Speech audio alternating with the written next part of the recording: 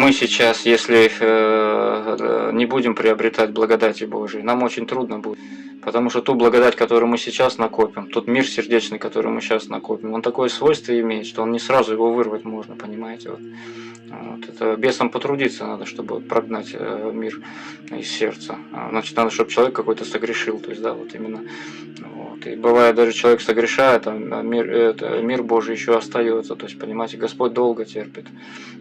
Вот. А потом уже уходит и наказывает. И мы печалимся, плачем и ищем Господа. То есть все мои проповеди, они именно идут к тому, чтобы мы искали Бога, чтобы молились к Нему, чтобы скучали по Нему, то есть, да, чтобы какое-то живое общение со Христом было. Мы, люди православные, когда исповедуем Господа, нашего брата враг косит, и люди падают. Я это четко понимаю, осознаю, поэтому хочу вам сказать, что если эта ситуация пришла помимо моей воли, то есть, значит, что-то, либо какой-то искус мне надо пройти, либо еще что-то. Прошу ваших молитв, дорогие друзья, чтобы мы поняли. И самое главное, знаете, когда можно человека назвать в прелести?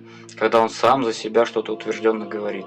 А если кто-то его начинает отговаривать, он начинает злиться, раздражаться и так далее. Вот. А если что-то Господь делает, то оно вовек не прекратится, сбудется.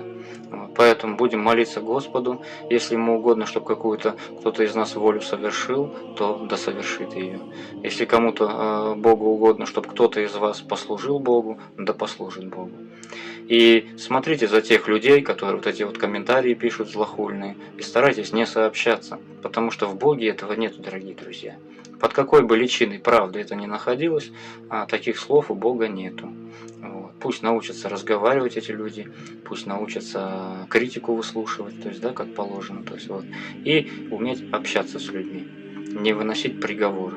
Вот. Слава Богу за все. Храни вас Господь, Христос воскресе, с праздником всех.